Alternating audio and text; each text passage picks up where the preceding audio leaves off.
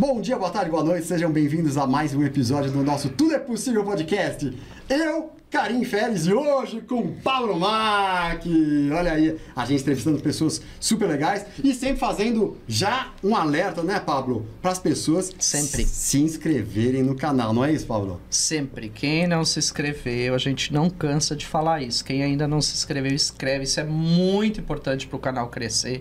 É muito importante para a questão da sobrevivência do canal, de levar conteúdo positivo, coisas positivas para as pessoas que querem aprender na vida, desbloquear, né, das suas travas. Sair então, da inércia. Exatamente. Tomar atitude. Compartilha, assiste. E lembrando também que para você se inscrever no canal, que a nossa plataforma principal é o YouTube, não custa nada, é de graça e é muito fácil. É só você pegar lá onde está inscrever-se, porque você ainda não está inscrito. Aí você vai lá com o seu dedinho e clica ali, aí vai aparecer inscrito. Às vezes, você talvez tenha que fazer um cadastrinho, mas é coisa rápida, de 2, 3 minutos. Tem não. Que você vai ver que não custa nada, né? É muito rápido, nada muito simples. Bom, e hoje vamos entrevistar um casal sensacional, né? Parafraseando Blitz. Um casal que faz cinema de terror no Brasil e vivem disso, vivem bem, são ativistas e eu tô louco pra saber a história inteira deles. Merecem Sejam bem-vindos, aplausos. Henrique Luz e Ananda. Olá pessoal, prazer estar aqui, fico muito feliz também de poder falar um pouquinho sobre o universo de cinema fantástico brasileiro. A gente está muito curioso de saber, e eu já quero começar porque eu sei que vocês são um casal na vida real e no trabalho na Nuzi Filmes, é Nuzi Filmes. Isso mesmo. Então, contem aí como é que foi que rolou essa parceria profissional, depois eu quero saber de cada um, porque eu sei que você tem uma história muito curiosa no início do cinema, né? Mas eu quero saber como foi a parceria de vocês no início. Primeiro, é um prazer muito grande estar aqui com vocês. A gente ficou muito feliz com o convite. E a gente se conheceu na Academia Internacional de Cinema, lá em 2017, fazendo filme, né? Fazendo cinema. E aí, a partir dessa parceria na arte, nasceu também uma parceria na vida, né? E é muito legal essa troca, assim, né? E vendo toda a nossa história, a gente consegue unir as nossas questões também na vida com as questões na arte, né? Porque uma coisa vai influenciar a outra, né? A gente sabe que a vida imita a arte imita a vida e a gente fica sempre nessa relação, né? Então, assim, a partir disso, desses experimentos que a gente fazia em relação ao curso, né? Nasceu também o primeiro curta-metragem, que é Os Dois Perdidos, na trajetória do Henrique, e que a gente participou juntos, o Solista Alma, né, que é um filme de horror experimental que passou em vários festivais, ganhou prêmio de melhor fotografia e foi assim muito incrível. Inclusive o Henrique que roteirizou tudo, né, a partir de arquétipos do tarô. Esse filme é um filme bem surrealista.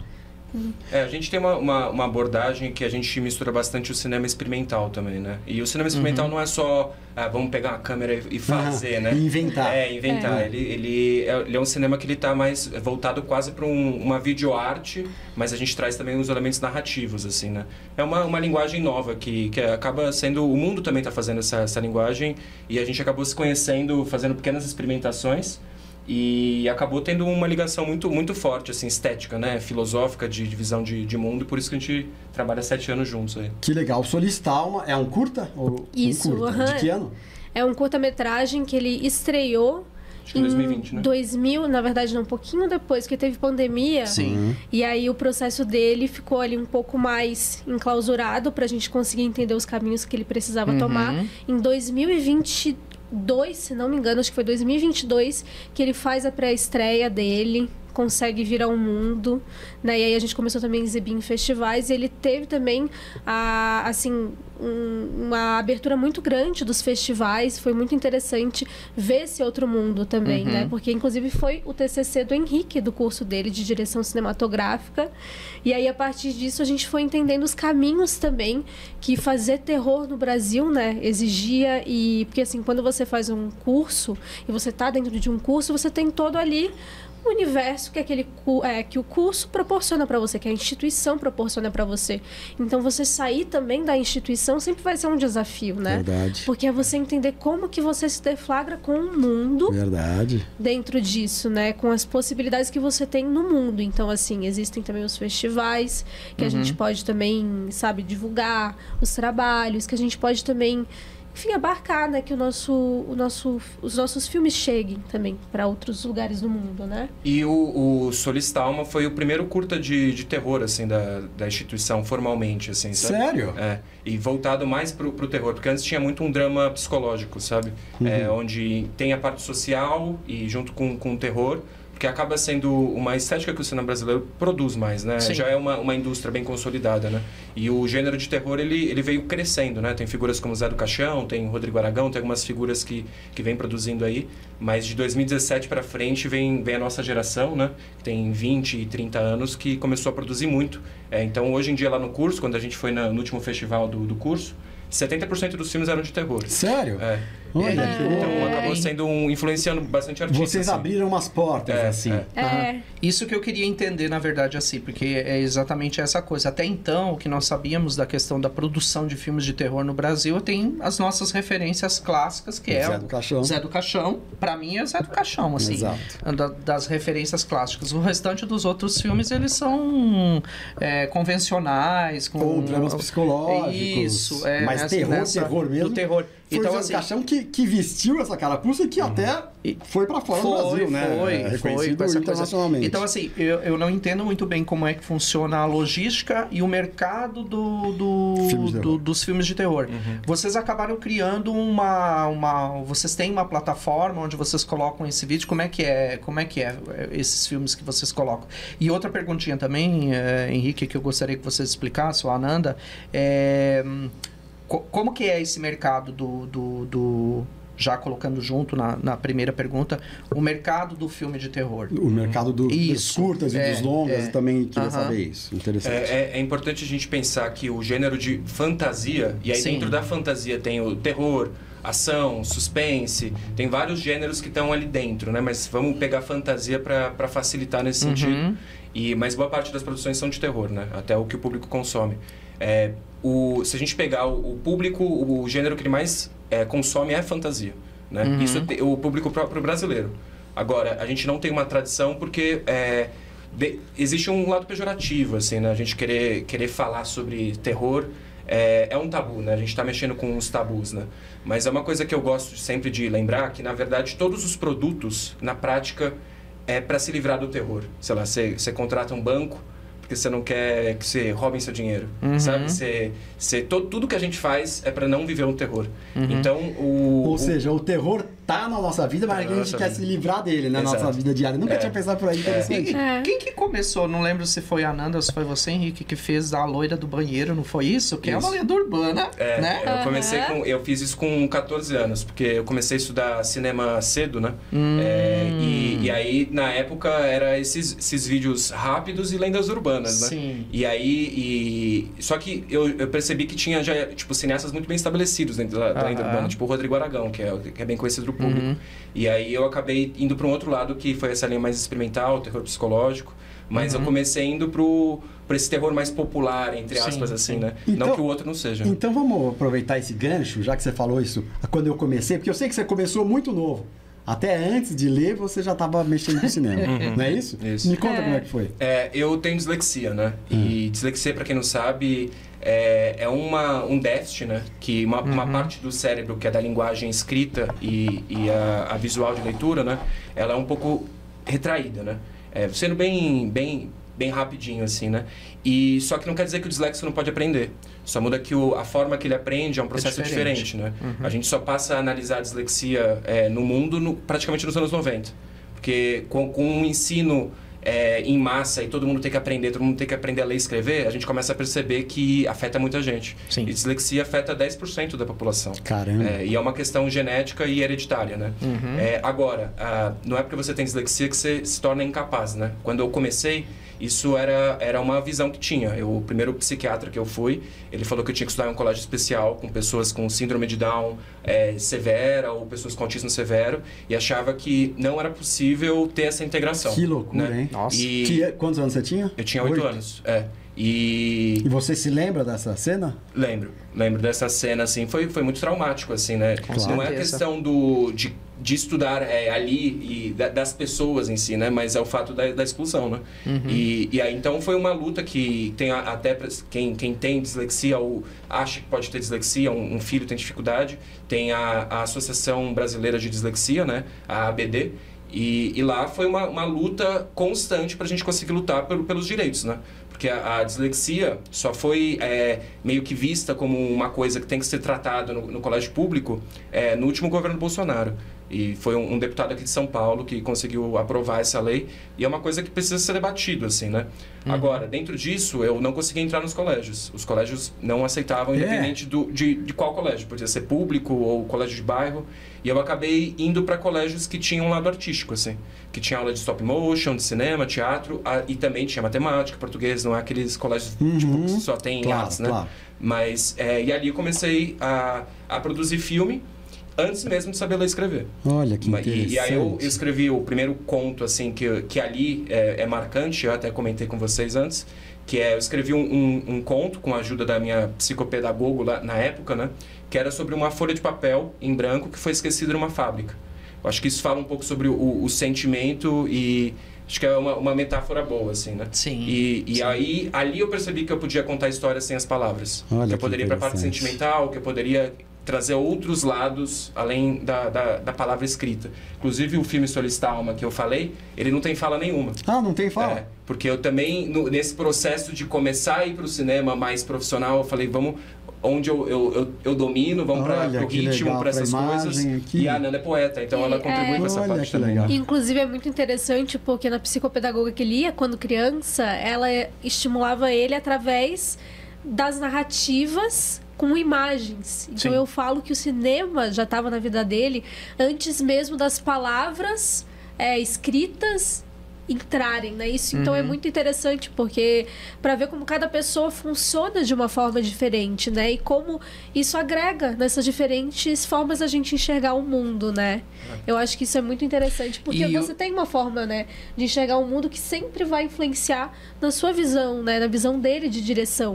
Então isso é muito interessante também. E o quanto a gente tem, eu como professor de artes, né, o quanto a gente tem uma visão do quanto isso é simbólico e importante, porque existe uma frase que é uma frase clichê que fala: a arte salva, né? Por quê? Porque a arte tem o poder e o conhecimento de compreender que todos os corpos, que todas as mentes, elas não são iguais. Cada mente funciona de uma forma diferente. Então, isso que o Henrique está contando para nós, assim, é fantástico. E, na verdade, assim, eu fiquei curioso, assim. Então, na verdade, você não chegou a aprender a ler e escrever durante um longo tempo do teu ensino, até mais ou menos que... Com 12 anos, eu acho que eu comecei a ler melhor. Porque antes eu conseguia ler uma palavrinha ou outra, mas porque a dislexia com algumas... é um problema de fonema também, assim. Sim. Tem certas palavras tipo P e B que a gente escuta de um jeito, misturando. Só que a forma de falar é muito parecida. Só muda se o ar vai para dentro ou para fora, sabe? Então, são certas coisas que você tem que ir treinando o cérebro para entender como que funciona. Mas tem o lado bom e o lado ruim, né? Disléxicos têm um QI muito alto, geralmente. Eles têm um poder de raciocínio mais rápido. Então, isso também são características hoje em dia do meu cinema, assim, né? É um cinema que maravilha. Que a gente produz bastante, assim, né? E eu acho que muito por conta desse pensamento rápido também. Sim, e Henrique também é roteirista, então é muito importante também a gente falar que existem todas essas questões, mas são questões que agregam, né? E estimulam, que são questões que faz justamente ele ser quem ele é. Né? E poder também fazer tudo que faz com a sua visão única. E somando, então, eu acho que isso é muito legal também da gente falar, né? Como cada pessoa é de um jeito, mas as potencialidades do coletivo são somadas e a gente consegue realizar, né? E concretizar tantas coisas na matéria, né? Eu falo que, brincando, que assim, quando a gente trabalha com artes, a gente é um alquimista, né? Das emoções, a gente vai buscando aquilo que está ali no mundo das ideias e a gente vai materializando aquele mundo. Então isso é muito fantástico, muito incrível, a gente conseguir fazer essa materialização, né, essa alquimia dos sentimentos, alquimia das histórias, das narrativas, Porque são narrativas que a gente vê na vida, né? E a gente quer explorar aquilo, mesmo de uma forma simbólica. A gente explora conflitos, questões que estão no nosso dia a dia. Por isso que também o terror entra. Porque o terror é o quê? A gente explorar as nossas próprias sombras. Que são aqueles aspectos da nossa psique que a gente esconde, sabe? Aquilo que machuca, os nossos traumas, os nossos medos. Tudo aquilo que a gente também se envergonha de alguma forma, né? E a gente vai colocando ali no cantinho, a gente vai criando sombras. Então, como explorar isso, né, de uma forma também coletiva, de como a gente trabalha as nossas sombras. A gente precisa ver aquilo que dói, a gente precisa permitir sentir aquilo que machuca, né? E é um processo que é dolorido, mas que é tão necessário, por isso que falam que a gente precisa aterrar para acender. E a gente só aterra quando a gente entende as nossas energias densas, as nossas energias, que é aquilo que impede a gente tantas vezes de acender, de crescer, de prosperar, de fazer os nossos propósitos, de seguir com os nossos propósitos, né? Que é a energia do medo. Mas então por que não explorar essa energia do medo através de algo catártico, que é uma experiência de você estar numa sala de cinema ou estar na sua casa assistindo? Porque quando você vê um filme, é um portal. Verdade. Né? É um portal. A gente fica em silêncio, né? Aqui, né? Porque a gente viaja também, pois né? É, não, mas assunto, né? E é louco, porque eu estava esperando você acabar de falar para falar. E também é catártico. Ainda só a última frase você falou. A gente está conectado. É catártico, estamos conectados com certeza, né? E é muito importante a gente ver do lado de lá, né? Porque essa catarse que rola muitas vezes faz um... né? Muito bom. Você é mais roteirista? Vocês dois trabalham juntos em roteiro? Eu vou só dar um salto, né? Depois que eu aprendi a ler e escrever, aí eu comecei a estudar cinema e tudo mais. E aí eu fiz o curso de cinema, né? O de direção, na Academia Internacional de Cinema. E a Nanda se formou em teatro lá, e a gente não se conhecia na época, né? E eu acabei focando mais pra parte teórica, assim, do cinema com o tempo. Ela foi também me trazendo certas introduções, porque eu não tinha certas bagagens de direção de atores, por ela já ter toda a conexão com vários autores e tudo mais, ela foi trazendo essas bagagens. Né? Eu me formei em teatro na Universidade do Estado de Santa Catarina, em Florianópolis, que é a minha cidade natal. E aí me mudei para São Paulo e fui fazer a atuação de TV e cinema, que é onde eu encontro o Henrique. Pode continuar. Na academia. E aí a gente começou a parceria e tudo mais, mas quem começou escrevendo era eu. A Nanda, ela não se sentia prontas. Só que desde que eu conheci ela já era poeta, ela já fazia vídeos pro Instagram. E eu sempre incentivava ela para esse lado, mas eu também ainda não tinha uma bagagem teórica muito forte de roteiro. Aí eu fui estudar na roteiraria, inclusive recomendo ali um curso muito bom para quem quer aprender a fazer roteiro de longa-metragem, série, até mesmo jornalismo, assim, se quiser aprofundar. E lá eu aprendi a teoria onde eu saía da aula, eu nem sei se pode falar isso, mas eu saía da aula e contava tudo para ela, assim, sabe? Que eu aprendi. A gente repassava a aula, assim. Repassava a aula e aí, porque eu sabia que ela já tinha uma facilidade muito, muito grande para escrita. E aí comecei a incentivar e tudo mais. E hoje em dia ela é a roteirista chefe, assim, né? Ela que escreve boa parte dos roteiros, mas boa parte das ideias surgem de mim. E aí a gente faz um esqueletão e aí ela desenvolve e a gente vai afinando junto. Porque assim a gente vai mais rápido, sabe? E vocês acabaram, na verdade, se tornando sócios da Nuse Filmes, então. Isso. E hoje vocês têm um espaço onde vocês, além de produzir os filmes, vocês produzem também vídeos, produzem outras coisas na Nuse, né? Isso. É isso, né? Vocês têm um espaço físico? Um espaço físico não. A gente tem... por um tempo a gente ficou com parceria com algumas produtoras que tinham espaço físico. Mas de 2 anos pra cá, já que a gente começou a fazer muito longa, não fazia muito sentido a gente ter um espaço físico, porque a gente tava muito... Nas estéticas. Às vezes 10 dias gravando, e aí não tava fazendo muito sentido. Eu vou falar brincando que o nosso espaço físico é um mundo, né? Sim. Isso porque mesmo, porque a gente viajou bastante no ano passado, né? A gente teve essa possibilidade de viajar tanto para distribuir o Cantos Escuros, que é um ponto também... Foi muito importante, assim, porque... O Cantos Escuros é o longa-metragem. É o último, né? O último. Isso, Cantos Escuros, o Herança de Pietra. Porque aí aconteceu tudo isso, a gente se conheceu, fez Solista Alma, aí veio a pandemia, que foi um período para todo mundo, né? Complicado. De muita reflexão, enfim... interiorização, que a gente não podia sair praticamente, né? E ali foi o período que a gente também, além de estar finalizando o Solista Alma, né? A gente também estava ali... escrevendo muito, pensando muito, refletindo muito. E aí dentro disso nasce o Cantos Escuros, a Herança de Pietra, que é o quê? Justamente aquilo que eu estava falando anteriormente, os cantos escuros da psique. Então como que a gente... Por isso que o nome do filme é esse, né? Cantos Escuros, a Herança de Pietra. E é a história de duas irmãs que elas perderam os pais, mas elas herdam a casa de uma tia distante. E aí, quando elas herdam essa casa, uma das irmãs, que é a personagem que eu faço, que é a Beatriz, ela encontra um artefato mágico que a conecta com outras dimensões espirituais. Então, é um filme que fala sobre as questões familiares, ancestrais, as questões que a gente precisa enfrentar na nossa vida, as questões... Porque o que é essa caixa que conecta, né? Se não uma caixa, por exemplo, de tudo aquilo que a gente guarda. Caixa de Pandora ali, né? É. E seria esse artefato que também é uma caixa, assim. A gente tem um cinema que a gente não está preocupado necessariamente com se a história é original, porque eu não acredito que existe uma história original. Todas as histórias já foram contadas. O que a gente pensa é que a gente pode trazer uma abordagem diferente sobre aquele pensamento. E o Hitchcock falava isso também, que o clichê ele serve justamente para a gente poder surpreender quebrando ele, sabe? Então a gente foi para essa linha que tem uma linha um pouco mais tradicional de cinema, mas se você perguntou do espaço físico e de plataforma, nosso espaço físico sempre foi a internet, na verdade. Porque a gente vem de um cinema analógico, né? De um cinema digital, né? Como eu falei, eu comecei a produzir porque meu pai tinha um dos primeiros iPhones que filmava, e aí eu comecei a gravar, porque antes disso era aquela coisa que... Tem muitos cineastas que começam assim também, né? Dava pause, ia para outro lugar, gravava, dava pause, ia pausando e montando o filme já gravando, né? Então a gente surge nessa era digital, e eu nem acredito que seja por falta só de espaço. Acho que a linguagem está mudando, não tem como as 5, 6 maiores produtoras conseguir abraçar também um continente, que é o Brasil, né? Então a gente decidiu, ainda mais sendo um produto de nicho, a gente decidiu ir para a internet.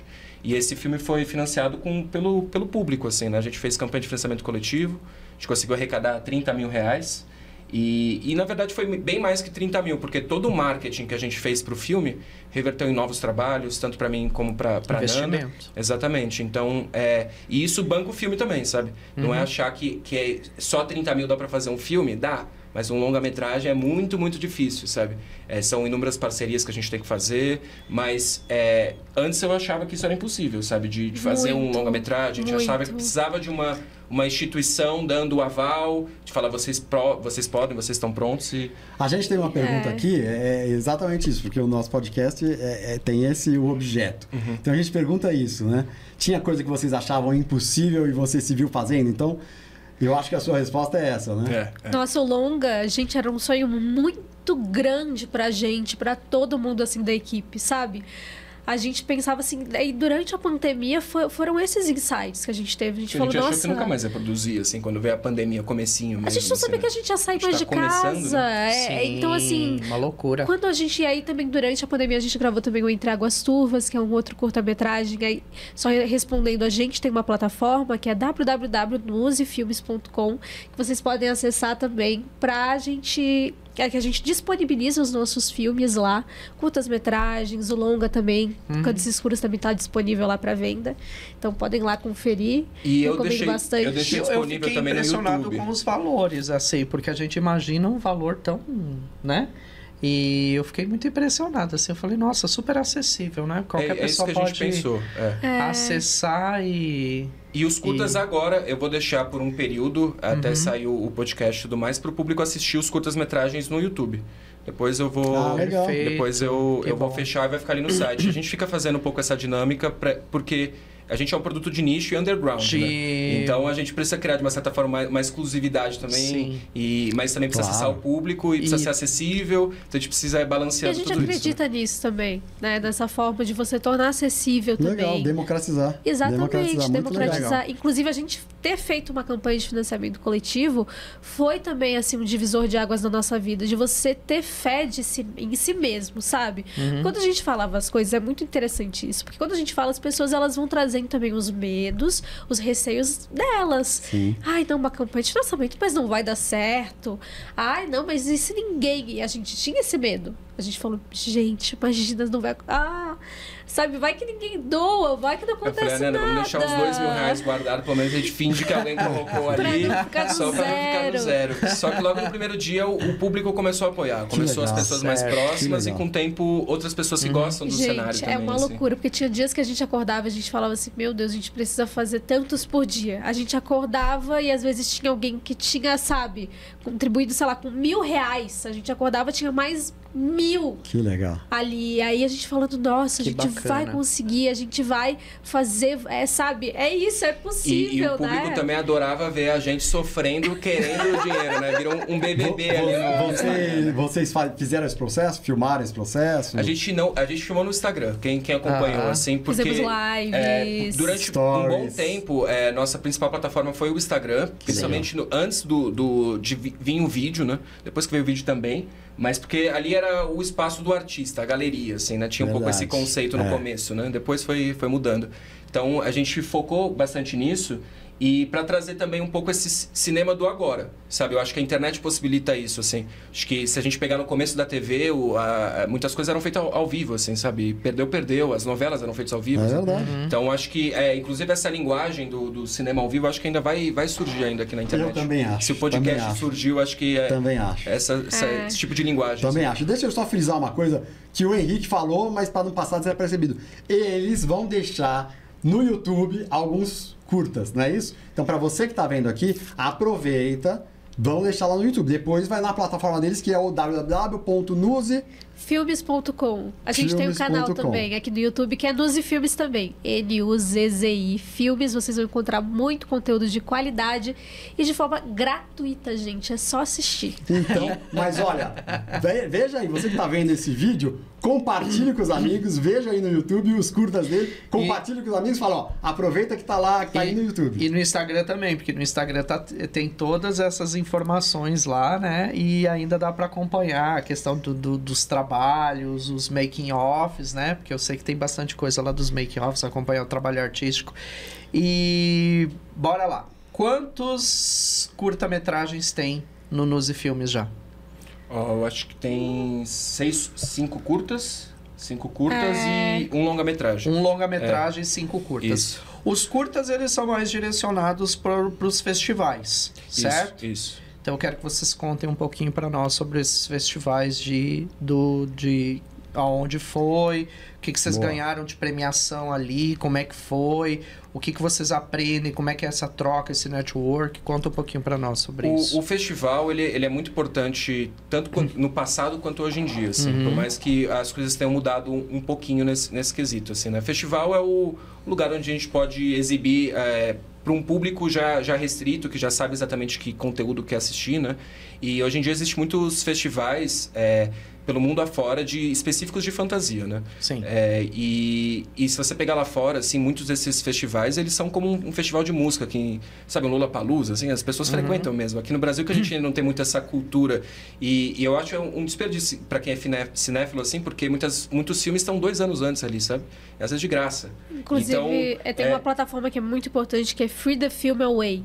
Para vocês também que são cineastas independentes, tem vários festivais que estão ali disponíveis, você pode pesquisar dentro do seu segmento. Tem de curta festivais de 1 minuto, todo tipo de filme, para né? todo mundo. Então, assim, é um facilitador, porque a gente tem que pensar que o cinema ele tem muitas etapas, da pré-produção, roteiro, pré-produção. Você produzir o filme, depois você finalizar o filme e distribuir também. Né? Então, a distribuição também é muito importante, que é onde o produto vai chegar até as pessoas, né? E essa porta de entrada são os festivais, para que pessoas que trabalham no mercado podem assistir também, mostrar para diferentes nichos, assim, porque quando a gente pensa, é uma coisa importante falar, pensa assim, filme de terror, você vai pensar já no blockbuster, assim. E existe esse tipo de filme brasileiro também e existe outros tipos. O nosso tipo é o filme esquisito. E eu tenho orgulho de ser o filme esquisito, porque o começo do terror começa assim. Começa com ali, não sei se vocês conhecem, tem um filme chamado Freak, que mostra só os excluídos. Conta a história de um circo macabro, onde pegava só mulher barbada, essas coisas assim. São pessoas estranhas. Estranhas, freaks, né? Então, acho que pontuar o nosso cinema dessa forma é importante para a pessoa não se decepcionar. Vai esperando nada e você vai ganhar tudo. Isso aí eu tenho certeza. Podemos caracterizar como um cinema freak? Freak, o que vocês fazem? Eu acho que sim. Eu acho que tem características de outras coisas também, mas nesse sentido a gente está ali próximo do David Lynch, a gente está indo mais para esse cinema que é o do terror psicológico. A gente não usa muita tripa, essas coisas assim. O Solistal mantém alguns elementos de gore, que é esse terror mais visual. Práticos. Mas boa parte das nossas narrativas são psicológicas, que eu acho que tem muito da nossa personalidade também, né? E para esse longa-metragem, o Cantos Escuros, a gente está começando esse processo. A gente tem que lembrar que o Brasil está vivendo, o mundo, na verdade, está vivendo um processo muito difícil em relação aos streamings, né? Porque antes a gente pagava quanto por um DVD? R$200. Hoje em dia um filme não vale nenhum centavo, né? Se você fosse os filmes que você assiste, né? Onde está direcionando esse dinheiro? R$30 que a gente paga por mês. E isso é um debate muito, muito importante, que eu não vou necessariamente traçar aqui, mas é importante a gente lembrar que não é tão acessível assim. Boa parte dos canais não estão pagando quanto a gente imaginava. Porque houve um marketing, desde que a gente começou até hoje, que o mercado ia abraçar, que a HBO estava de portas abertas. Mas isso não é para decepcionar, não é para falar, então, putz, não tem jeito. A gente tem que entender que se a gente é underground, a gente tem que ocupar a internet, que também é esse lugar underground, sabe? E por isso que a gente montou o nosso próprio site. A gente está começando a ter outras parcerias com outras produtoras para poder distribuir esses filmes, porque é uma logística que lá fora já é muito comum de você vender no seu próprio site, ou você vender no Vimeo, ou tem outras plataformas que você faz o aluguel, mas ainda aqui no Brasil é pouco comum. As pessoas ainda pensam um pouco de golpe, ou para que esse dinheiro está sendo aplicado. Precisa ainda trabalhar nessa questão do público entender, né? Entender essa logística que a gente propõe, entender que isso também é para ter um contato direto justamente com o público. E a gente tem feito também uma campanha de financiamento coletivo, tudo isso também tem relação com isso, né? E a gente também, agora que a gente está distribuindo também para festivais e também distribuindo no site, a gente teve também um feedback muito legal. Com os curtas a gente já tinha ganhado prêmios também em alguns festivais, assim, de melhor, por exemplo, o Entre Águas Turvas ganhou melhor narrativa feminina, o Entre Águas Turvas, que também está disponível tanto no YouTube quanto no site. Ele também ganhou prêmios de melhor narrativa feminina, melhor filme, em vários festivais. Melhor direção. Que legal. O Solistalma também ganhou prêmio de melhor fotografia, prêmio Canon de melhor fotografia, e também foi um feedback super legal. Prêmio de montagem também, né? Um longa-metragem. Isso é importantíssimo, né? Para valorizar e dar visibilidade e valorizar o trabalho de vocês, né? Com certeza. E ainda mais, esse daí do prêmio Canon de fotografia era um festival generalista, assim. Então é para mostrar essa força do cinema experimental, sabe? Exatamente. Que mostrar que o cinema experimental não é só a câmera pixelada. Isso faz parte de uma linguagem, como a gente usa uma tinta específica, acrílico, ou aquarela, ou qualquer substância assim. É uma linguagem que, na verdade, fala do subjetivo, da subjetividade, onde cada pessoa que vai assistir aquilo vai também completar aquela obra com o sentimento, né? Com o afeto. Exatamente, porque é a experiência. Mas, por exemplo, o Cantos Escuros, ele ganhou também pelo Gol Filme em Goiânia, prêmio de melhor longa-metragem pelo público e também menção honrosa do júri. Né, de melhor filme. Então, assim, foi muito interessante a gente ter esse respaldo tanto do público quanto do júri também. Inclusive, nós já gravamos em Santa Bárbara de Goiás, que foi maravilhoso, gente. Foi muito gostoso. A gente gravou a continuação do Cantos Escuros, que é Cantos Escuros 2, A Maldição de Safira.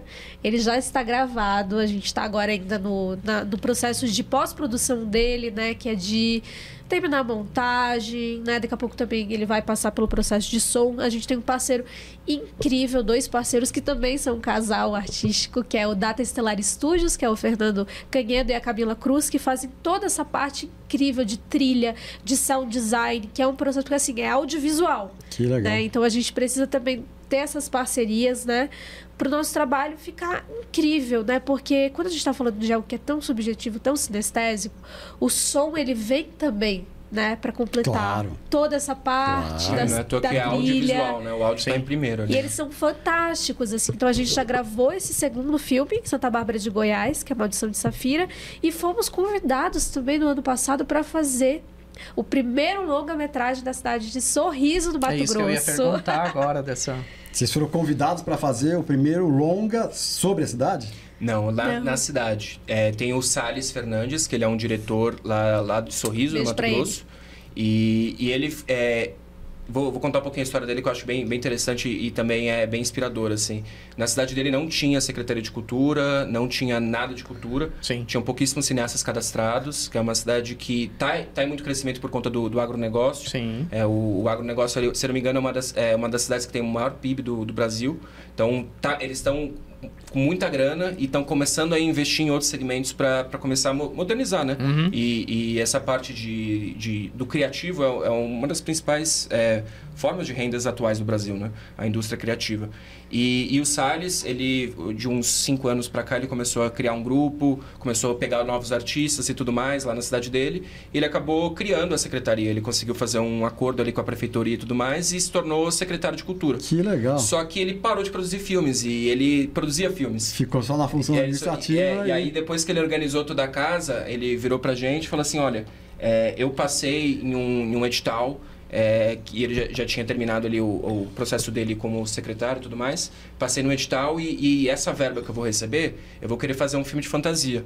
Porque o cenário de fantasia, no último governo, ele foi muito desincentivado. Porque ele é um pouco polêmico, assim, né? Porque um lado pode falar, olha só que coisa degenerada, o que o Brasil está investindo. E aí fica um pouco nesse lado, assim. Então, só que antes estava vindo um investimento muito grande.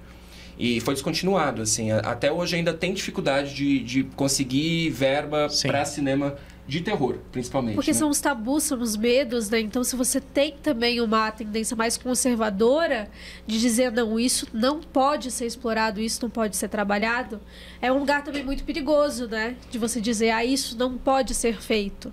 Né? Porque a gente precisa também, por exemplo, em questão ao terror, ter também essa compreensão que existem temáticas que são, sim, muito delicadas, mas que a gente precisa ter esse espaço também de discussão, né? Porque aquilo que a gente esconde é a mesma coisa da psique. Aquilo que a gente esconde, a gente não vai conseguir elaborar enquanto coletivo e não vai conseguir entender... Melhorar. Exatamente, não vai conseguir amadurecer aquele debate sobre aquilo, né? Verdade. Então, é um pouco esse caminho que a gente foi, por isso que a gente foi pra internet e tudo mais. E acho que é isso. E da onde ele conheceu vocês? Ele chamou vocês... Aí o Histórias Estranhas 2, isso, que gente, aconteceu muita coisa. Um festival. São muitas informações, tem a ver porque... Com festival. Esse não. São muitas informações porque a gente produziu, faz 7 anos que a gente está produzindo, mas começou, de uns 3 anos pra cá, começou a sair tudo ao mesmo tempo. Sim. Que legal. E aí virou um bolo, assim, só que pra gente foi muito legal, né? E a gente fez a campanha de financiamento coletivo do Cantos Escuros. Aí um cineasta, que ele tem uma antologia, ele chama vários cineastas do Brasil e do mundo de língua portuguesa para fazer um filme de terror. Ele junta todos esses curtas e cria uma antologia, que chama Histórias Estranhas.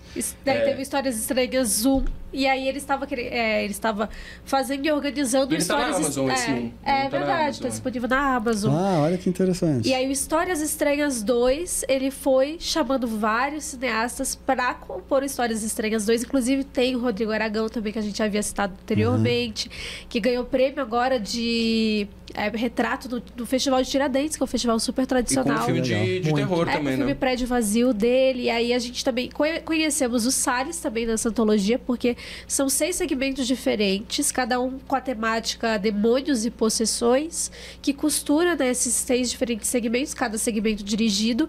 E o nosso é o Além do Silêncio, que é dirigido também pelo Henrique.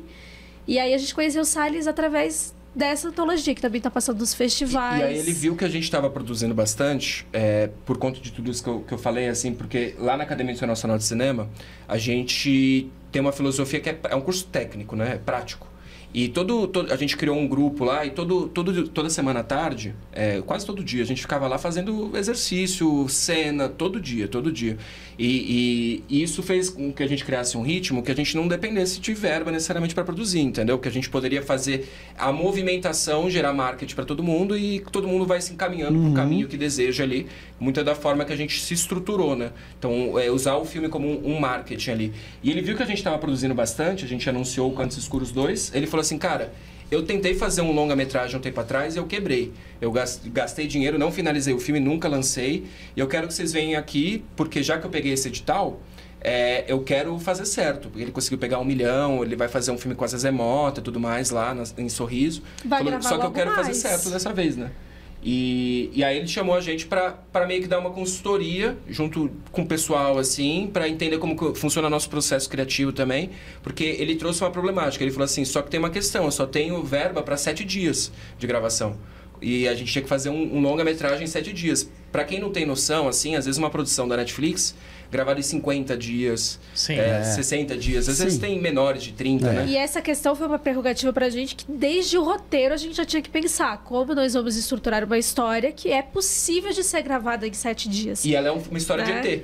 Quando ele falou que era um ET, eu já pensei no ET Bilu, assim. Eu falei, que caminho ele vai levar, assim, né? Como a gente vai fazer esse ET? Só que ele me mostrou uns sites gringos, assim, que tem máscara realista. Incrível, perfeitos, assim, sabe? E aí ele mostrou a máscara e tudo mais, ele começou a mostrar as coisas que ele também produzia, porque ele é um artista, que ele é quase um artista plástico, assim, né? Ele não é oficialmente, mas ele constrói muita coisa. Precisava construir uma nave, ele construiu com praticamente uma MacGyver do audiovisual. Era, mas, sabe, é cinema de guerrilha, assim, sabe? Cinema de guerrilha. Então, foi esse processo super legal. Tá lá no YouTube da Nuzi Filmes também. Tem algumas fotinhos que eu disponibilizei em um vídeo ali que conta a trajetória. E ele vai demorar um pouquinho mais esse processo, porque ele tem alguns efeitos especiais. A gente vai investir um pouquinho também na parte de efeitos, assim. Mas ele foi um filme, assim, que surpreendeu todo mundo. Foi incrível de gravar esse filme, gente. Nossa, foi muito legal. As pessoas todas lá, sabe, super abraçaram a gente. Super, assim, dispostas a fazer acontecer, sabe? Todo mundo tratou a gente com, assim, mais que respeito. Foi com acolhimento, com amor, sabe?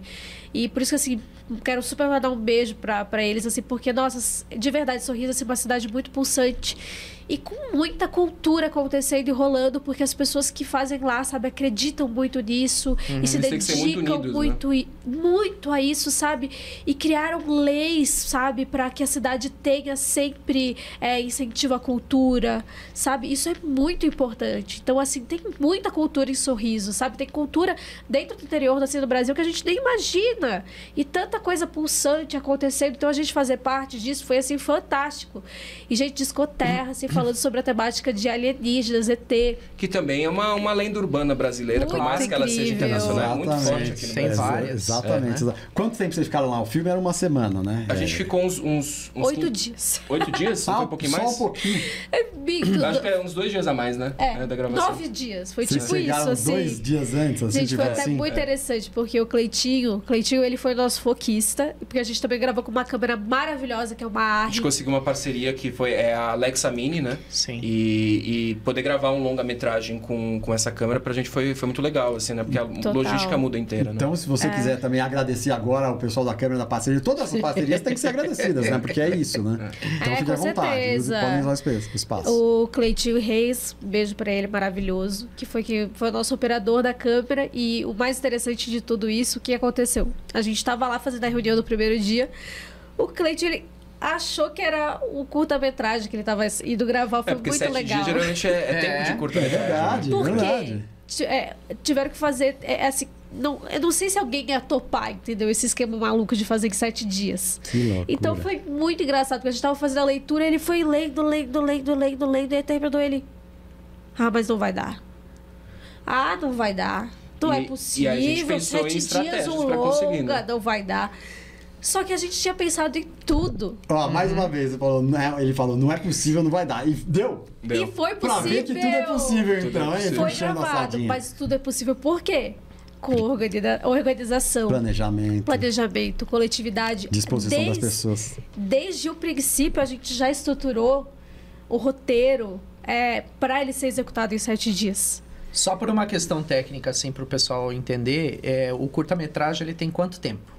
Quanto tempo? Porque eu sei que tem lá os festivais específicos, né? A gente chama de curta-metragem até 20 minutos. Até 20 minutos. Cada país tem, na verdade, um tempo específico, mas vou falar o do Brasil. Assim, até 20 minutos é curta-metragem. Certo. De 20 minutos a 40 é média. Dependendo, alguns colocam até 60. Certo. E aí de 60 pra cima já é longa. Mas aí geralmente é mais de 60, né? Longa-metragem de 1 hora é raro, assim, né? 1h10 a 1h40. Então é considerado média-metragem, então essa... Então, o que a gente gravou é um longa. É um longa. longa. Ele tem 75. 75. E vocês planejaram tudo aqui de São Paulo, assim, tudo bonitinho? Já chegou lá tudo pronto. Exatamente, para essa semana, assim, ser super aproveitado, né? E vocês ficaram lá ainda só 1 ou 2 dias, né? 8, 9 dias a mais. E tudo externa. Tudo externo, exatamente. Tudo externo. Foi esse o jeito que a gente no meio fez. do mato, no meio do... A gente gravou, na verdade, no arquivo municipal, as cenas que tinham internas, porque, falando mais ou menos da premissa, é uma corporação de papel, né? Uma fábrica de papel. É uma fábrica de papel, mas é uma fachada, na verdade. E eles encobrem arquivos. Então, é fábrica de papel e de papel também. Exatamente. Eles picotam papéis, né? E aí é uma fachada, na verdade, para algo muito mais misterioso. Então, um desses funcionários, que é o Carlos, ele descobre papéis, né, que ele não deveria ter acesso, não deveria ler. E ele descobre umas coordenadas que vão levar ele para uma missão muito extraordinária. Ele encontra uma nave abandonada e lá coisas sobrenaturais. Olha, que interessante. Acontecem. Então teve esse lugar interno que a gente gravou, né? Que era o arquivo municipal. Que era incrível, tinha vários papéis, assim. A gente teve parceria também com um museu que tinha lá de objetos históricos, né? Então a gente conseguiu, porque o filme, ele é meio que um retrofuturismo, assim. Como se fosse um filme dos anos 80. Tem uma pegada só que bem... futuro, né? Tem uma pegada bem de volta pro futuro, sabe? De volta pro futuro. Tem um lado um pouco mais cômico, assim. E vocês, mais quando vocês leve. foram pra lá, vocês já sabiam que tinha esses espaços? Ou nesses 7 dias vocês tiveram que ir atrás dessas locações? A gente não sabia. O Salles era nosso Ponte, né? Referência Era de lá. base, Né? né? E é importante de lá. falar também Onde que essas logísticas fora de São Paulo, fora do eixo, assim, Sim. até de comprar um HD. É difícil, assim. Você não... É uma taxa muito maior. Verdade. Então, a gente teve que fazer toda uma logística de o que a gente poderia encontrar lá e coisas que a gente poderia encontrar aqui. Levar daqui. E eu trouxe na mala os figurinos. O figurino, por exemplo, do nosso alienígena, do nosso ET. Que era, inclusive, uma atriz maravilhosa que fez, né? A de ET. lá? De lá, sim. O elenco de lá? A gente fez a ainda Ana isso. doou também. Ela fez a chefe do Carlos, que é um par romântico, que também é opositor ali, que né? Que é o Matheus Cirilo, que é interpretado por ele, maravilhoso aqui de São Paulo. Então, viemos nós daqui e aí a gente compôs o outro elenco que estava de lá. Por isso que a gente fez uma leitura, mas assim, de novo, foi incrível. Todo mundo abarcou tanto a ideia, sabe? E por isso que foi possível de ser feito em 7 dias. Então, assim, teve muitas questões que a gente, por exemplo, de figurino, a gente trouxe na mala, a gente levou até lá. A história se passa em um dia só, né? Como se fosse começa de manhã e termina à noite, né? E isso também facilita a logística, né? De gravação. A gente precisava ter a minutagem, né? Então, assim, só foi possível porque as pessoas também de lá acreditaram e a gente conseguiu ter essa logística de pensar muito bem dos figurinos que iam ser gravados, como que ia também ser essa continuidade da maquiagem.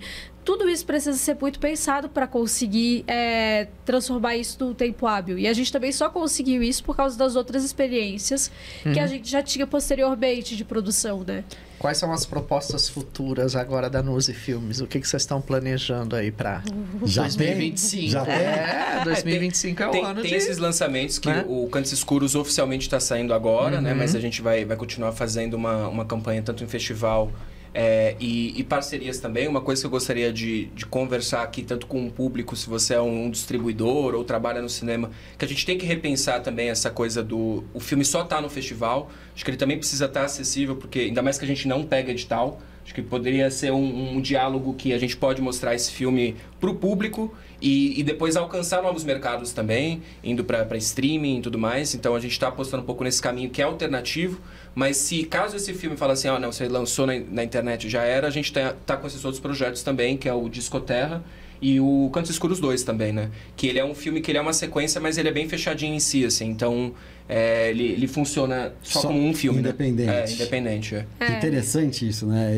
Isso eu acho demais. As pessoas que conseguem fazer isso. Fazer uma sequência que ela vive 80%, 90% independente. Isso é uma arte. Né? Tem algumas referências que você pode pegar ali, mas também a gente não queria fazer uma cópia do filme. Então a gente eu inicialmente nem queria fazer uma sequência. Quando eu lancei, o público ali mais fiel da Nuzi Filmes falou: não, você tem que fazer uma sequência, a gente investe e tudo mais. Eu falei: eu não sei ainda, eu não sei se eu quero fazer só mais uma cópia, acabei de sair do processo.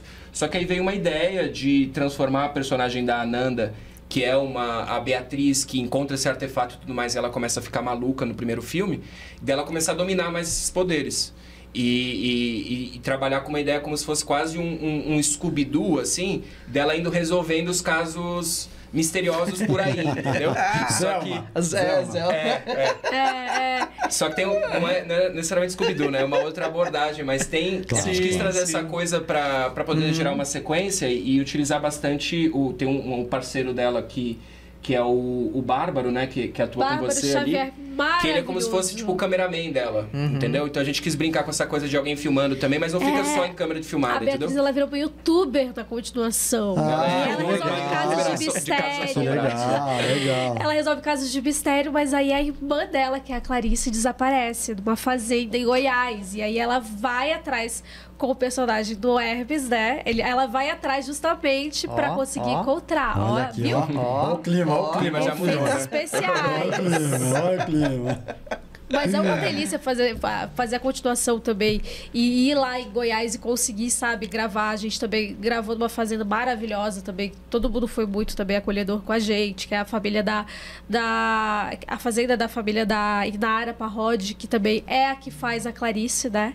A Inara maravilhosa. Então, assim... conhecer essas pessoas incríveis que possibilitam também, né, com que a gente concretize na matéria, sabe? E uma coisa que eu acho que é importante falar, quando a gente pensa em um filme hoje em dia, não necessariamente o filme ele tem que dar o lucro e se pagar ali. Eu acho que hoje em dia o capitalismo evoluiu, né? E a gente não recebe mais a mesma forma. O capitalismo evoluiu. E está evoluindo ainda, eu acho. Exato, processo. Então a gente pensa nessas logísticas e o importante é estar produzindo. Eu acho que isso que é o mais importante que a gente está fazendo, sabe? Não faz um curta-metragem, espere que ele te dê muito dinheiro. Em 2 anos. Exatamente. Tem que transformar esse curta-metragem. Como que eu posso fazer isso valer dinheiro de uma forma onde não necessariamente só o ingresso, ou só uma venda para canal, pode ser no marketing, pode ser... Quantas estratégias você não pode fazer com esse filme, né? Genial. Então foi uma estratégia que a gente fez e isso fez com que a gente conseguisse produzir muito, porque acaba incentivando também o pessoal. Porque se você, fala, em Sorriso, estou produzindo um longa-metragem. O primeiro longa-metragem fora da capital do Mato Grosso. Então, isso já movimentou totalmente o cenário, sabe? Para novos realizadores também querendo produzir, sabe? Então, acho que isso também gera dinheiro. Porque aí volta em outros tipos de trabalho. A Ananda é atriz de publicidade também. Sim. Isso também fortalece a imagem dela como uma atriz respeitada, assim, né? Pelo público. Porque é fazer girar, fazer circular isso, né? Claro. O cinema, ele emprega muitas pessoas. Sim. Né? Assim, envolve muita gente para conseguir realizar tudo aquilo. E às vezes as pessoas não têm dimensão de como isso gera emprego, sabe? Exato. Como isso gera possibilidade para as pessoas. Claro, assim, existem vários editais, leis de incentivo que são muito, assim, essenciais. De verdade, que foram conquistas históricas, né? Que a gente obteve, assim, e que é muito importante. Mas, por exemplo, se você não passar no edital, que às vezes aqui em São Paulo a gente sabe que os editais são muito concorridos, né? Então não se frustrar. Eu acho que é mais isso que a gente está querendo dizer. A gente não está querendo ir contra e falar que tem que abandonar as coisas e tudo mais. Mas tem que ter sempre um plano B, né? Usar isso a favor, mas ter sempre Exatamente. Saber que e às vezes não ficar esperando também para não dar certo. Exatamente. Existem as leis de incentivos que são muito importantes, os editais também que são muito importantes. Mas se você não passar... sabe, do edital não é assim, o fim da vida. Então, daquele ano, se eu não passo no edital, então eu nunca vou concretizar. Às vezes um edital demora uns 7 meses para sair o resultado de um edital. Você vai ficar 7 meses parado esperando aquele edital sair. Não, e às vezes você ficou 3 anos para passar no edital. E aí você, às vezes, vamos dizer, 1 milhão. Mas você ficou 3 anos. E esse 1 milhão não é no seu bolso, né? Não é Exatamente. O contrário, né? É o gasto da produtora. O gasto, Você então, tem que justificar tudo aquilo, a nota. E às vezes vai sobrar pouquíssimo, não é que 1 milhão, né? 1 milhão vai para... Pra você conseguir... Né? Até porque se você colocar muito pra sobrar pra você que tá no edital, o edital não é aprovado. Exato, né? Vai ser cortado com razão, né? Faz sentido. 1 milhão, eu quero 750 e 250 pra fazer importante o quê? falar que pagar é mal muito os funcionários. rigoroso, né? A Fernanda Montenegro deu uma entrevista há alguns anos falando exatamente isso, né? Que o cinema é um negócio extremamente capitalista, né? O que emprega de pessoas e você vê realmente depois que acaba, né? Me dá uma preguiça quando eu falo, meu Deus do céu, olha que loucura, né? Porque tem lá a direção, produção, assistência, o operador de câmera, maquinista, transporte, o jurídico. Tanta coisa que envolve, né? Não é? Quantas pessoas envolvidas? Sei lá, 300, 400, 500 pessoas envolvidas. Muita gente. E aí, pode falar. Não, eu acho que é isso, assim, o que você falou do cinema comercial é uma indústria, né? Porque ele também surge na era da industrialização, né? Quando as pessoas tinham ali os seus circos, os seus espetáculos, e eles queriam pegar o mesmo espetáculo e mandar para vários lugares ao mesmo tempo. Então ele já surge com essa ideia de mercado mesmo, de indústria, né? Então ela é uma das artes mais capitalistas nesse sentido, mas tem como a gente também criticar o sistema. Colocar os símbolos, né? Exatamente. Ali, porque exige também a tecnologia, né? A gente vê a linguagem cinematográfica evoluindo e crescendo através da tecnologia. Por exemplo, o cinema novo, e ele só é possível de ter nascido por causa das câmeras Super 8. O cinema novo é um cinema muito histórico aqui no Brasil, né? Ali dos anos 60, é um marco. Com Glauber Rocha, né? Exatamente. E acaba influenciando até hoje, por causa da Super 8, porque você conseguia ter essa mobilidade de conseguir gravar. Não eram mais câmeras gigantes, era uma câmera pequenininha. Por isso que ele falou, uma câmera, a ideia na cabeça e a câmera na mão. Porque aí começou a ser viável você pegar uma câmera e sair com ela. Exatamente. Cinema de autor. Então entender que também o cinema ele está atrelado diretamente com as tecnologias que estão disponíveis. Então hoje em dia a gente tem a internet, que possibilita também a gente ter essa comunicação direta com o público, né? Então, assim, é entender como que a tecnologia... É porque, assim, eu vejo a tecnologia como uma ferramenta, né? Ela não é algo que é aquilo por si só. É o meio da gente se compreender, né? A gente não pode temer a tecnologia, a gente tem que compreender quem nós somos e o uso que a gente vai fazer da tecnologia, né? Eu acho que esse é o pulo do gato. Né? A gente não ter medo das coisas, mas se compreender enquanto seres humanos, enquanto, humanidade, e o que a gente vai fazer com tudo isso, né? Porque, olha só, coisas incríveis podem ser feitas. A gente conseguiu, viabilizar uma longa-metragem e a partir do momento que a energia circula, novos projetos vão surgindo. Eu falo brincando que água parada dá dengue. Então, a gente tem que fazer o quê? Circular. A energia circular, movimentar. E pode não ser o cenário perfeito, mas é o cenário possível. É a gente fazer o cenário ser possível. E também não estou falando aquela ideia de somos dois que faz por muitos, porque isso também não é saudável para o nosso psicológico. Mas infelizmente, para se produzir do jeito que está, a gente precisa fazer por 15, às vezes, sabe? E eu acho que a gente carrega bastante com a gente, com essa filosofia punk, de fazer com o que a gente tem, sabe? É bem isso. E entregar o melhor resultado também. Eu acho que desse lado, às vezes a gente rompe um pouco com essa coisa do punk, que a gente tenta entregar um bom resultado também, né? Com certeza. Deixa eu te perguntar o seguinte, a gente tem uma brincadeira aqui, uns papeizinhos, umas frases. Vocês vão tirar, os dois vão tirar. Tem 2 pontinholas de frase. Aqui só que enquanto um tira e vai pensando na frase, eu tenho 2 pontos que eu quero abordar. Você usou a expressão pulo do gato, e eu sei que eu perguntei o livro preferido, o livro marcante da vida. Você respondeu um de vocês, acho que você. Do Edgar Allan Poe. Isso. O Gato Preto. O Gato Preto, Então, vamos pegar as frases e depois eu quero que... Aí a Nanda vai falar também de uma cena engraçada que foi exatamente filmar ET no Mato Grosso. Então eu quero que vocês comentem as 2 coisas enquanto vocês peguem as frases. Enquanto um pega, já fala do livro, a importância que teve o livro para você, Henrique. Esse universo do gótico, né, que o Edgar Allan Poe ele tá ali. O Edgar Allan Poe, para quem não conhece, ele é um dos principais autores de literatura de terror, né? Acho que ele é o principal, terror, né? E policial, né? Também. De crime policial, né? Então ele foi... As 2 foram ele... E ele acabou sendo muito marcante e trazendo... eu acho que o que é interessante pensar, e por que eu curto ele assim, é porque ele tem um lado muito poético. Ele tem um terror que ele é bem trágico, bem animalesco, assim, do exagero da dor, mas ele traz a poesia. E isso é um lado que a gente gosta de trazer muito também, que é esse lado da poesia, da dor, porque eu acredito que a gente só vai poder superar o terror quando a gente começar a sonhar de fato e sair dos pesadelos. Mas eu acho que acho que a gente, como brasileiro, a gente está vivendo um momento de terror, sabe? Então, por isso que eu produzo esse gênero também. E aí e a poesia, né? O Corvo é uma poesia de terror linda, né? Linda. Com o refrão Nunca Mais, né? E Nevermore, em inglês, né? Que é maravilhoso. E até interessante fazer esse recorte do Edgar Allan Poe, porque mesmo antes de eu conhecer o Henrique, a minha introdução ao terror foi com esse conto, O Gato Preto. Olha, também. Olha que legal. Eu pedia pra minha mãe ler quando eu era pequena. Olha, que legal. A minha mãe lia, inclusive a minha peça de faculdade que eu tive que dirigir foi baseada num conto do Edgar Allan Poe, que era Berenice. Que então legal. é muito interessante como já havia essa Esse sincronicidade, diálogo, né? esse diálogo, antes mesmo da gente se conhecer. Olha que legal.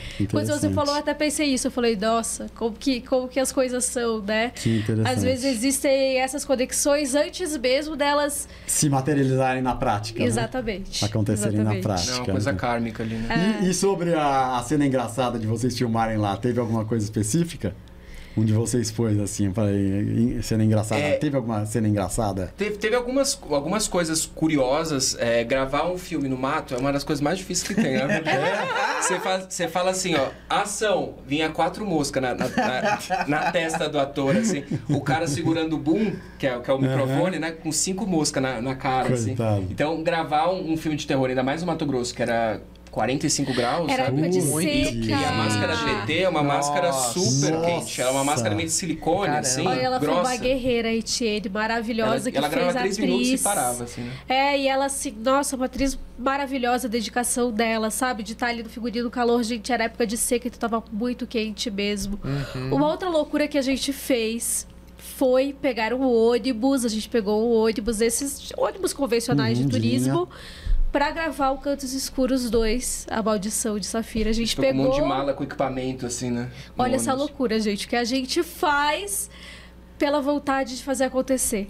Porque a gente ia de carro, só que aí houve um problema com o volante do carro. O volante do carro, eu não sei o que acontece, que eu acho que ele ficou desestabilizado, então ele do nada parava.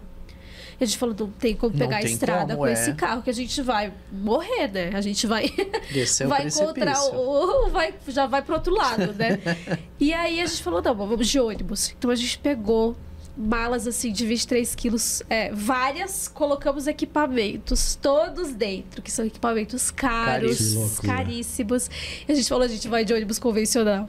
Então, assim, a gente foi da rodoviária, cheio de malas, assim, a gente segurando as malas, sabe? Cada uma assim com mochila. E a gente tava pra colocar a mala e tinha uma moça que era moradora de rua ali na rodoviária, a gente viu ela pegando uma mala e indo, assim. Aí Você tá brincando. Só que foi uma coisa tão rápido que ninguém meio que viu. E a gente não e podia também. E o pessoal da empresa falou, epa, parou. O pessoal da empresa do ônibus?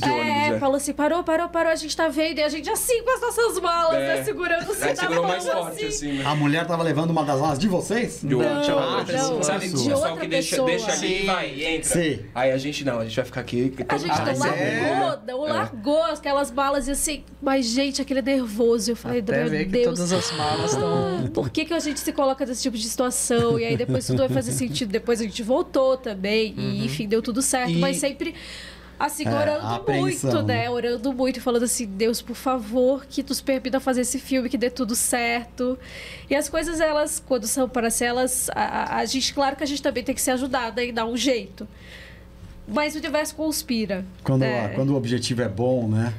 E a gente também acredita muito nisso, assim, né? E uma coisa que eu queria falar, que não é uma história engraçada, mas já que a gente produz terror pra gerar esse sentimento de reflexão, assim... O Cantos Escuros, ele conta a história de uma...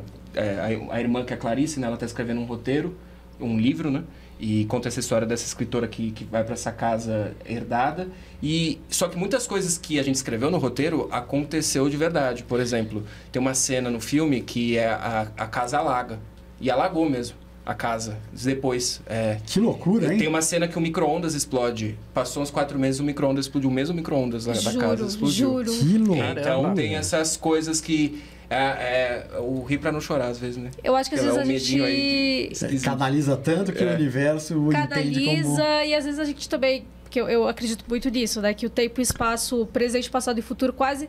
Eles coexistem tudo e a gente tem essa vivência do presente. Então é quase como se a gente também entrasse no fluxo para canalizar aquilo, né?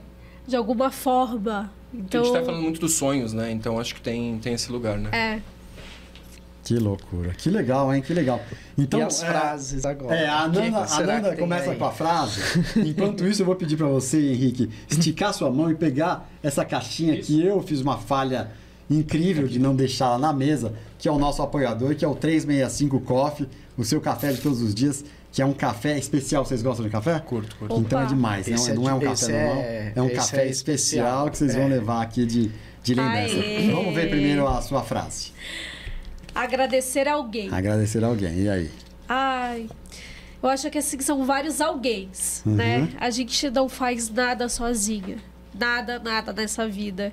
E assim, o que eu tenho também que agradecer muito é o Henrique também, principalmente, porque, de verdade, tudo que a gente concretizou na vida, tudo que a gente fez sempre acreditando muito no outro. Que legal. E sempre possibilitando também que o outro brilhasse também, sabe? Eu acho que a gente faz as coisas muito em união. Que legal.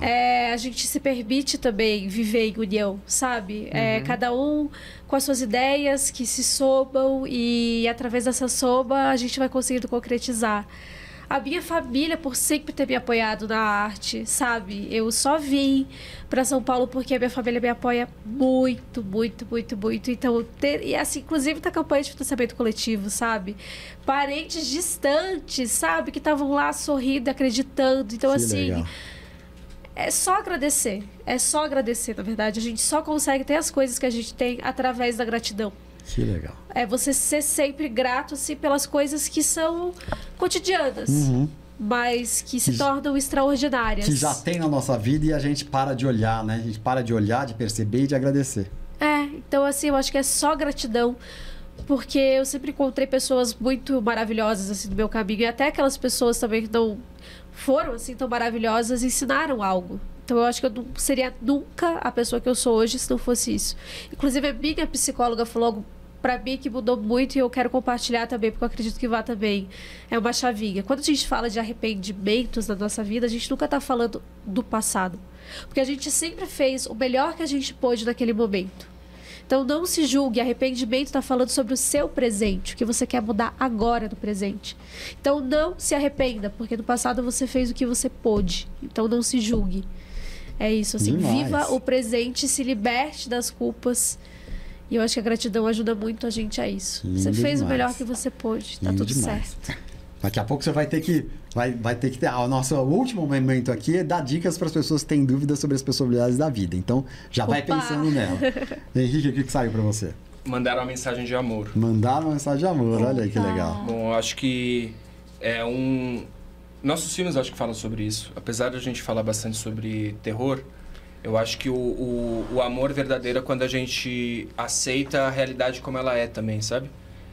Muitas vezes numa relação, vamos falar de uma relação amorosa só pra gente ter um parâmetro, né? Quando a gente tá no começo de uma relação, a gente tá ali vivendo a paixão, tudo é perfeito. E aí quando você começa a viver um pouco mais, começa a ver as fraquezas da pessoa, as instabilidades da pessoa. E eu acho que o amor é justamente também entender as falhas, né? As falhas, e as nossas falhas e a dos outros. E eu acho que a gente produz terror um pouco com essa premissa. É um terror que amor. Transmite amor, né? Terror, olha que lindo isso, que bonito isso. Muitos dos nossos filmes de terror, eles não têm um final trágico necessariamente. Que legal. A gente traz ou o lado dúbio, do cima pra baixo, ou a gente às vezes faz a transcendência. Isso, na verdade, quebra também com o estereótipo, né? De achar que todo filme... Exato. De terror tem que terminar com todo mundo... morrendo, com sangue jorrando, né? Exato, A gente vai pra esse outro caminho. Roberto Rodrigues, né? Muito legal. Bom, agora vocês vão ganhar umas lembrancinhas aqui do nosso podcast. Muito legal. Né? Temos bottoms aqui. Olha, Que veio sem querer ver um bottom aqui de show meu. Esse não vai. Ó, gratidão. Ó, Muito gente. legal. Ó, viu?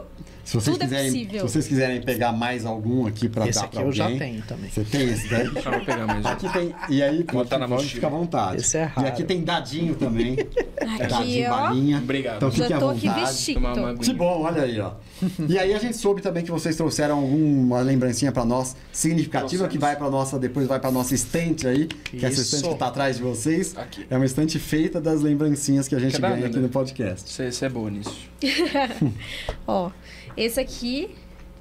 Olha que legal. Que bonito, Solista Alma, é o pouquinho quadro, mais bacana. o pôster pequeno, né? Isso aí, pô. E tem todos os festivais aí onde Esse daí tem todos os concorreu, festivais. as premiações. Esse pôster ele tá disponível no site da Nuzi Filmes, a gente tem alguns produtos lá também. Ah, que tem legal, que camiseta, bacana. tem pôster. E essa arte foi feita pela Sari Shida, que é uma artista visual maravilhosa. Ela, inclusive, foi maquiadora também no filme. Então, Ok, essa ótimo. é uma das... Aí, boa. Ela também, junto com a Madu Medeiros, fez toda a concepção de maquiagem. Muito então, legal. ele é um filme bem, assim, lírico. E a gente, assim, tá dando também com muito amor. E muito carinho também pra vocês. Que lindo, obrigado, a gente agradece. Lindíssimo. É um trabalho que a gente, assim, acredita muito. E brincando até, se vocês forem ver, são essas vários arquétipos da psique, né? E que saem da gente, né? Interessante. De quem a gente é. Exatamente. Né? As Então, máscaras. as Genial. E esse filme que eu falei, né? O Solista Alma. Genial, olha aqui o Solista Alma, olha aqui que demais esse cartaz aqui. Aqui também tem um. Que vai atrás, vai pra nossa estantezinha aqui de lembrancinhas. Ah, tem mais, Lau. Ó, tem mais esse livro também, a gente tá em 2, eu falei, vamos levar 2 presentes, né? Olha aí que legal. Esse livro, gente, de mão dadas com o verão, é feito pela Carla Santana, que é uma professora artista, que ela tem um Fragmentos de uma Alma Livre, onde ela realiza saraus toda semana. Ela faz na quarta-feira, às 7 horas da noite, às 19 horas. E ela faz também nos domingos. Ela faz... se não me engano, são 15 horas que ela faz. Então, assim, ela é uma guerreira. Ela fez antologias. Essa é a primeira. Tem o verão, tem inverno, tem Olha, primavera, que tem legal. outono. Ela conseguiu fazer. Agora ainda ela tá fazendo agora uma outra antologia. E ela tá descobrindo, assim, vários lugares. E ela potencializa a voz que existe dentro da gente, sabe? Ela é uma educadora. Ela é uma guerreira que tá nas salas de aula, trabalhando em colégio público, sabe? Então, assim, ela é uma pessoa que... inclusive, tem alunos dela que fizeram parte aqui da antologia. Você Que também tá legal. nessa antologia, né? Eu escrevi aqui também o prefácio Olha, e que também legal. faço parte, né? E, assim, é uma missão incrível, então eu não teria como vir aqui e também não divulgar o trabalho legal. dela. Perfeito, maravilhoso. Porque ela é incrível e, de verdade, gente, é muito gostoso de ler, assim. Se vocês tiverem a possibilidade, assim, eu já li uma sentada só, porque ela dá a sensação de que você tá numa tarde de verão gostosa com as pessoas que você ama na praia. Olha que legal. Sabe? E só lendo coisas, assim, gostosas. Inclusive, até o irmão do Henrique, que é o Edu Nuzzi, também tá nessa antologia. Ah, também escreveu. Aham. Que legal. E, assim, é incrível. É incrível mesmo. Maravilhoso. E dando com todo o coração. Demais, muito bonito. Gratidão. Como é o nome dela mesmo? Carla Santana, Carla Santana. Então, olha aqui, ó. Fragmentos de uma Alma Livre. Carla Sigam também. Santana, Fragmentos de uma Aula Livre. Esse daqui são Demais, 2 presentes demais. também, tá? Olha aqui, Pô, ó. muito obrigado. É um Esse livro é- esse é fotográfico meu. Nossa, de- que lindo. De autoria do Pablo. Autógrafo, Demais que legal. esse livro. Aí são histórias aí de várias viagens minhas pelo Olha aí, mundo. ó. Que demais. Essas fotografias são Ela incríveis. isso, Acompanha ele pelo Instagram, é muito bom, legal. Demais, demais. Relacionando as cores. Maravilhoso. Que Uau. show! A cor da viagem. É isso E aí, quando vocês se sentirem à vontade, Henrique, bom, o papo tá maravilhoso, né? Lindo, Tá ótimo, delicioso. lindo. Muito bonito. Henrique e Ananda, agora eu queria que vocês dessem recados para as pessoas que ainda têm Gratidão. dúvidas sobre as possibilidades da vida. Então, um de cada vez, fiquem aí no seu tempo, fiquem à vontade. Bom, Pra essa câmera. eu acho que é pra duvidar mesmo. Só que se você tá duvidando de si, duvida de você também, sabe? Porque talvez você esteja errado, talvez existe um caminho, sabe? A gente só conseguiu realizar os filmes que a gente fez e trabalhar com o cinema fantástico porque a gente teve um ato de fé. A gente não acreditava que era possível fazer cinema fantástico no Brasil. Mas por algum motivo tinha uma voz que falava ali que eu tinha que fazer. E eu acredito que se você seguir essa voz, às vezes pode dar certo. Se não der certo, também não desanima, sabe? Porque dá pra continuar. E continua duvidando, sabe? Duvide de tudo, porque às vezes a gente se sabota com as certezas também. Com certeza. Tenha fé em si. Tenha fé e escute o seu coração, escute a sua intuição. Porque muitas vezes a nossa intuição e o nosso coração sabe muito bem se o lugar que a gente tá ou não tá alinhado com o nosso propósito. Então, é isso. Se escute para entender. E pense que não existe certo ou errado, não existe arrependimento. Existe o tempo presente e onde você deseja estar. Então, tenha fé em si mesmo. Porque a gente tendo fé em si mesmo, a gente consegue muita coisa nessa vida. Muita coisa nessa vida. E pensa que assim, mesmo aquilo que dá errado, às vezes é porque outras coisas precisam dar certo. Então, você tendo fé em si mesmo e confiando no seu coração e na sua intuição, metade do caminho já está feito. Que delícia. Olha que maravilha, né? Terminar com esses votos. Isso. Eu já tô lendo, eu já ia pedir dedicatória, já tem aqui um grande abraço de Ananda, que esses versos encontrem o coração de vocês como uma brisa em um dia quente de verão. Demais. Aí tem a foto dos participantes, a Carla Santana, depois é o segundo Tomás Gomide e assim por diante. Então, maravilhoso. Maravilhoso. Cláudia Tucci. Só eu vi você queridas. Aqui, uma foto maravilhosa, com uma taça de vinho, muito legal. Papo maravilhoso. Agora, antes da gente encerrar, agora estamos indo para os momentos finais. Deem as suas redes sociais, onde o pessoal encontra, reforcem as coisas, fiquem à vontade. Bom, você pode acessar nos Filmes. Lá tem os filmes que a gente já realizou, curtas-metragens, longas-metragens também. A gente está lançando agora o Cantos Escuros, ele está disponível ali no site. Também está passando em festival, ele está passando em alguns festivais pelo Brasil. Então você pode assistir de graça nos festivais ou ali pelo site também, alugando. E todas as redes sociais é nos Filmes. Pode acompanhar e pode também mandar mensagem lá. Eu sou uma pessoa bem aberta e disposto a trocar se você é um cineasta ou só um curioso também, vamos trocar ideia lá. O meu é Ananda Scaravelli, SCARAVLLI. E você pode me encontrar lá também. Siga também o Instagram da Cantos Escuros tudo junto, para você ficar ali por dentro desse universo ficcional. E pode conversar com a gente. Somos pessoas muito abertas que adoram dialogar sobre arte e trocar figurinhas. Legal demais, pessoal. Então é isso aqui. Eu, Karim Feres e Paulo Mack, aqui no Tudo é Possível, trazendo pessoas sensacionais para vocês, com histórias inspiradoras, motivacionais, né? Pessoal aí, um casal que se conheceu por conta do cinema. O cinema, a arte é maravilhosa, né? Proporciona tanta coisa, inclusive isso, né? Se encontraram por conta do cinema e hoje são um casal na vida real. E sucesso fazendo primordialmente filmes de terror. Bom, o Tudo é Possível Podcast, a nossa plataforma principal é no YouTube, mas também estamos na plataforma de áudio no Spotify. Se você gostou desse episódio, compartilha já nos grupos de WhatsApp. Fala, que legal demais. Olha esses dois entrevistando um casal de filme de terror. Já compartilha, vai passando para as pessoas, porque isso não custa nada e o máximo que vai acontecer é a pessoa adorar. O pior que vai acontecer é ela não gostar e falar... Então, não custa nada. Não é isso, Pablo? Com certeza. Reforçando para você verificar se está inscrito no canal e nos seguirem aí, tanto no YouTube como nas redes sociais, Instagram, Facebook. E é isso, pessoal. Agora nos resta falar, bora ser feliz. Abraço para todo mundo. Vamos terminar dando as mãos aqui, que eu acho muito legal. Muito obrigado pela presença de vocês. Viu? Sucesso pro Cinema Nacional. Viva o Cinema Nacional. Viva o Cinema Nacional. E parabéns para vocês. Valeu, pessoal. Até mais. Até a próxima. Boa.